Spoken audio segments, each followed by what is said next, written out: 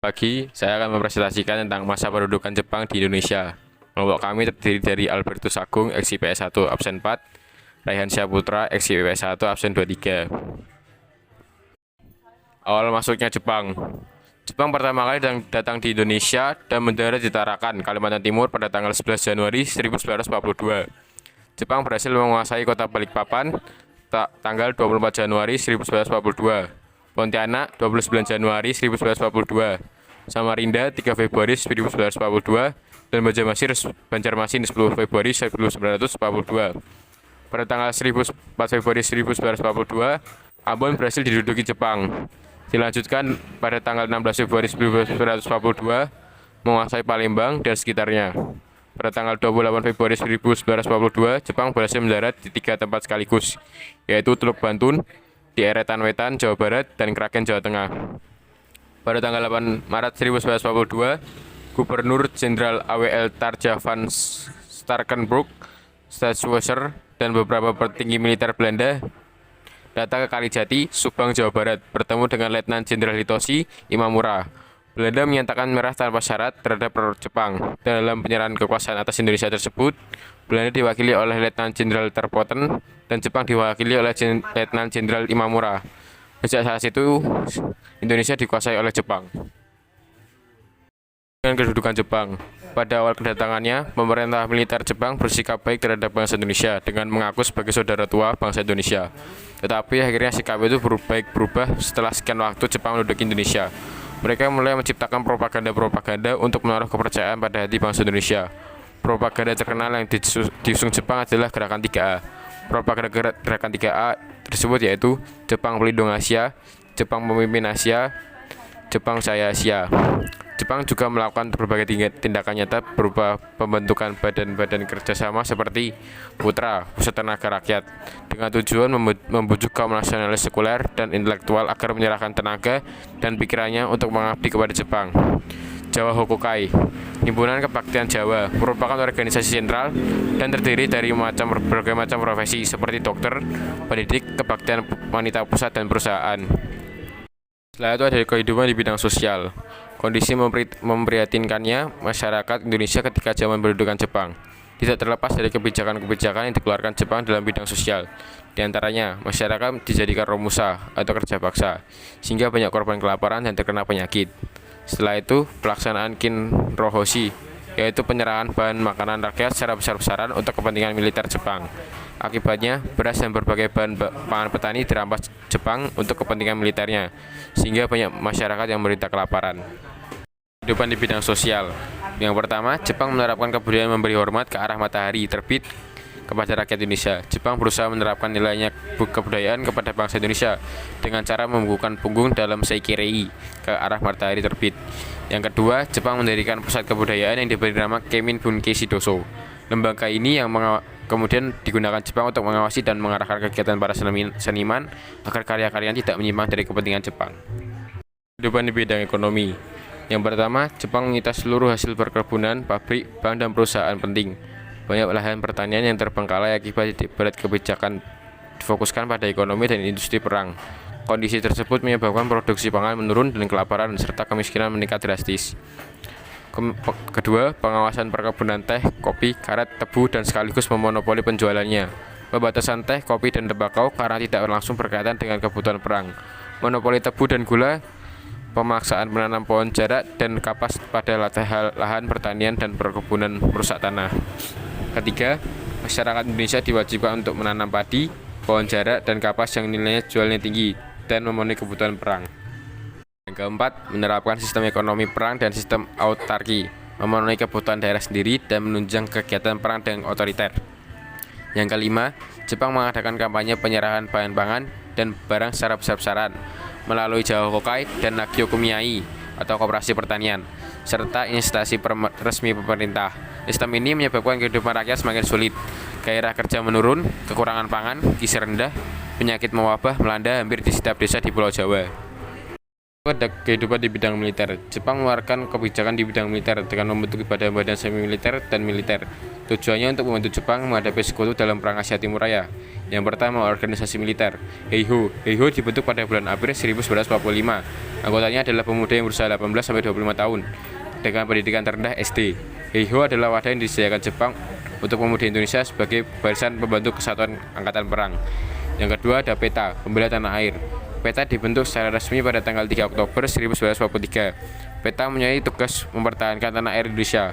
Tokoh PETA yang terkenal adalah Supriyadi, Jenderal Sudirman, dan Jenderal Gatot.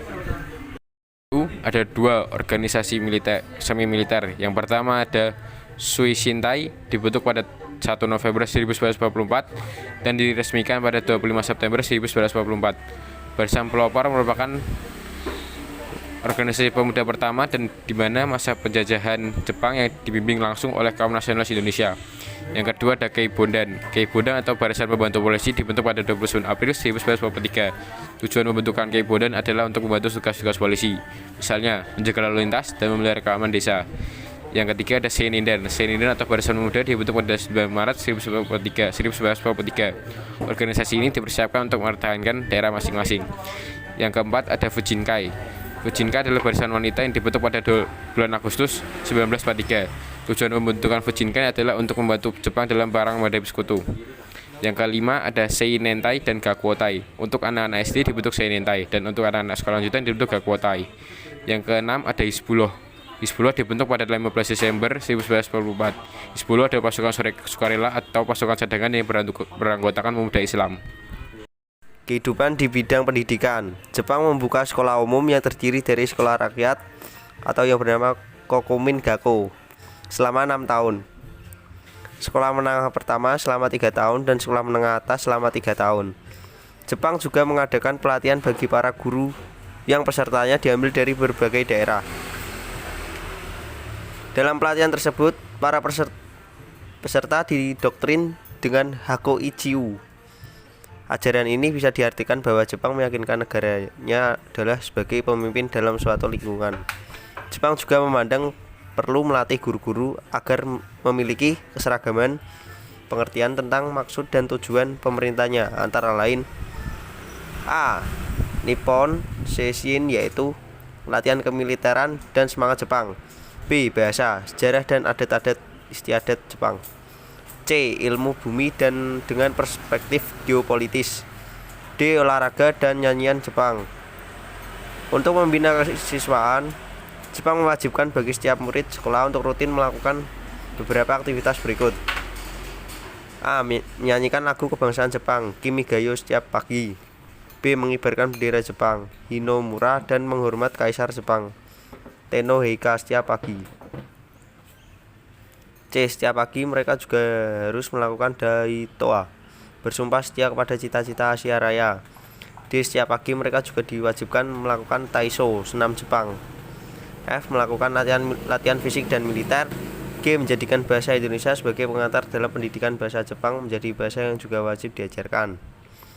Berikutnya ada perlawanan pada masa Jepang, yaitu perlawanan Aceh. Latar belakang perlawanan ini didasarkan oleh perlakuan Jepang yang sewenang-wenang dan tidak menghormati masyarakat muslim di Aceh.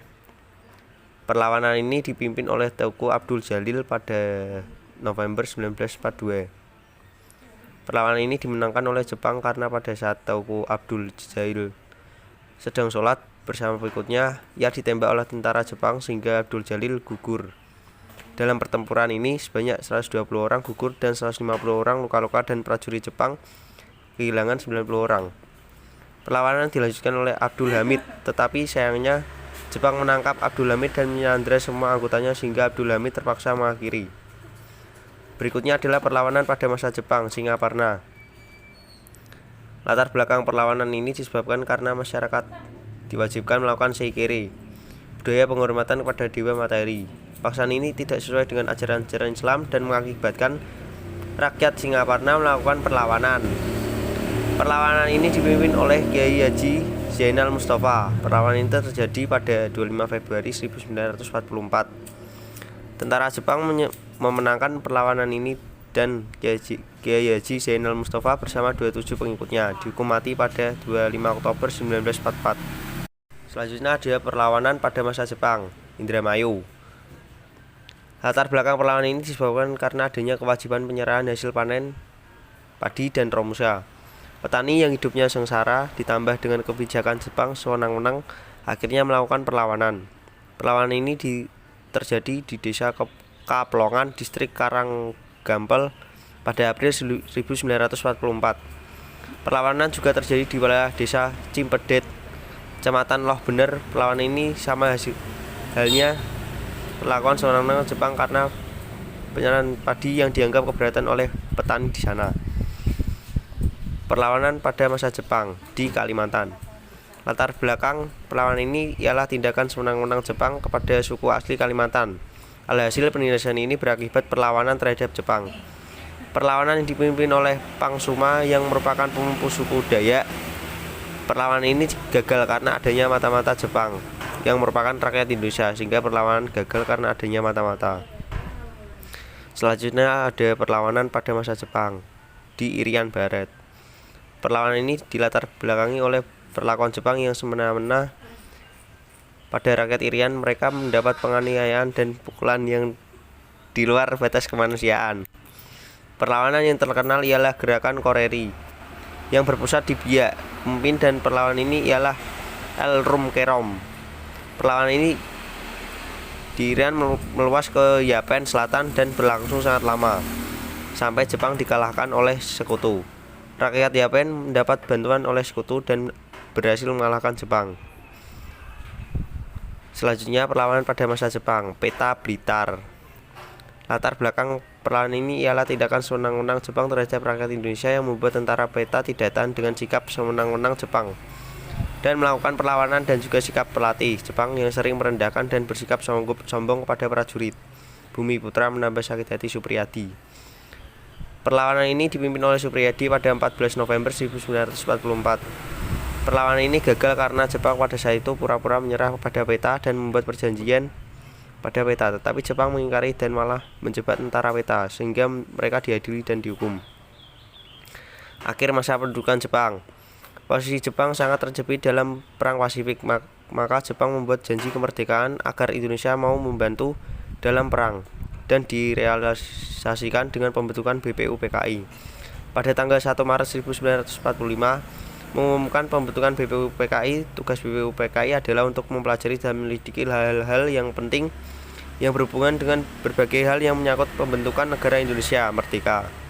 Setelah berhasil menyelesaikan tugasnya, BPUPKI dibubarkan pada tanggal 7 Agustus 1945 dan sebagai gantinya dibentuk PPKI. Keadaan Jepang makin melemah saat kedua kota di Jepang dibom atom. Jepang menjadi tidak berdaya sehingga pada tanggal 14 Agustus 1945 Jepang menyerah tanpa syarat kepada sekutu.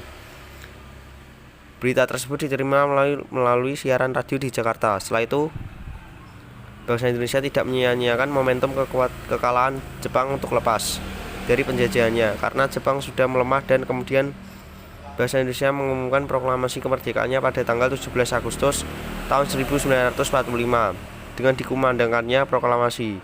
Maka ini berarti tanda bahwa kekuasaan Jepang di Indonesia sudah berakhir.